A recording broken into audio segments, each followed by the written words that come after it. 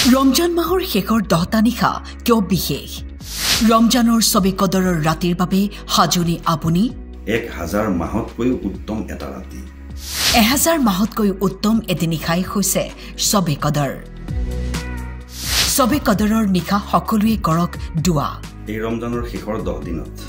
আল্লাহ তাবাৰক ওয়া তাআলাই এটা গুৰুত্বপূৰ্ণ ৰজনী ৰাখিছে ইছলাম ধৰ্মাৱলম্বী লোকসকলৰ পবিত্ৰ ৰমজান মাহ চলি আছে সকলোৱে এই মাহটোৰ শেষৰ 10টা ৰাতিৰ বাবে বাট চাই থাকে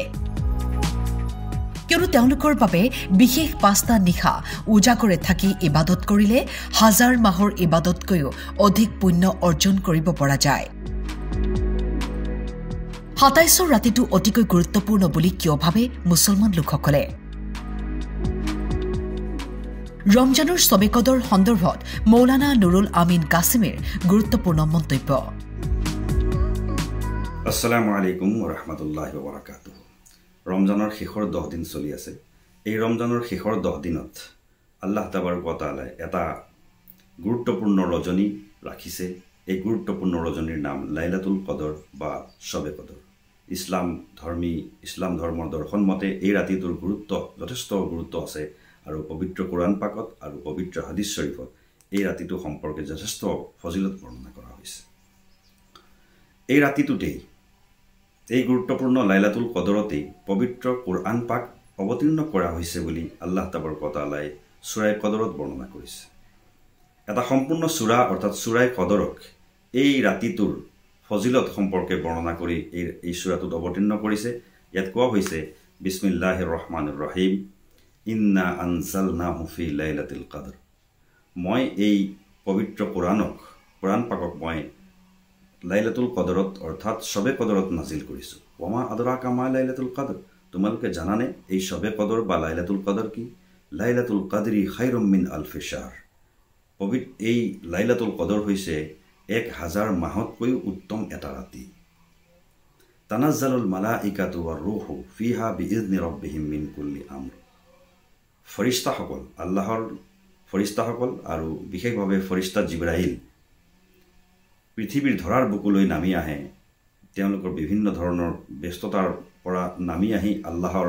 হুকুমত মানৱ জাতিৰ মাজলৈ শান্তি বৰ্ষণ কৰে আৰু এই ধৰাৰ বুকুত শান্তিৰ অৱতীৰ্ণ কৰে সালামুন হিয়া হাত্তা মাতলাইল ফজৰ আৰু এই ৰাতিটো শান্তি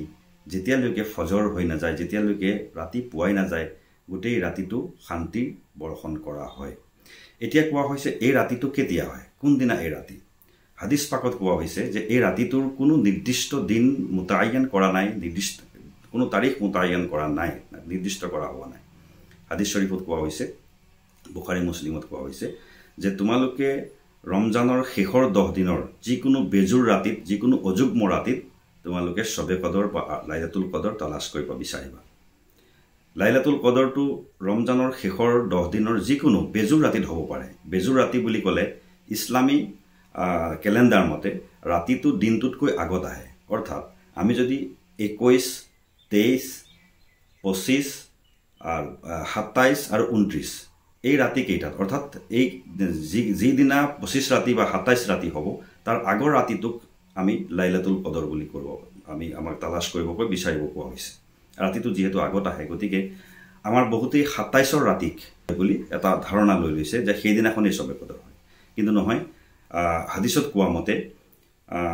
ৰমজানৰ শেষৰ 10 দিনৰ যিকোনো বেজুৰ ৰাতিত সবে কদৰ বা লাইলাতুল কদৰ হ'ব পাৰে হাদিসত কোৱা হৈছে তোমালোকে এই ৰাতি কেইটাত সবে কদৰ বিচাৰা যেহেতু কোনো নিৰ্দিষ্ট কৰি কোৱা হোৱা নাই তো সবে কদৰত বহু মানুহক মাফ কৰি দিয়া হয় যিমান মানুহে আল্লাহৰ ইবাদত কৰে আল্লাহৰ সেই ৰাতিটোত আল্লাহক বিচাৰি আল্লাহক তালাশ কৰি ৰাতি উজাগৰি থাকি ইবাদত কৰে তেওঁলোকক যথেষ্ট ফজিলতপূৰ্ণ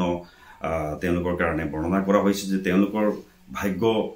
খুব ভাল যিসকলে এই ৰাতিটোত উজাগৰি থাকি ইবাদত কৰে 1000 মাহতকৈও বেছি ইবাদত কৰাৰ সমান সওয়াব পোৱা যায় বুলি কোৱা হৈছে গতিকে আহক আমি এই ৰাতিটোত বেছি ইবাদত কৰাৰ চেষ্টা কৰোঁ অকল 27 বুলি পেলাই আমি অকল 27ৰ ৰাতিতে ইবাদত কৰিলে নহব আমাৰ মুছলমানসকলৰ ভিতৰত এটা ধাৰণাই হৈ গৈছে যে অকল 27ৰ ৰাতিটোকে আমি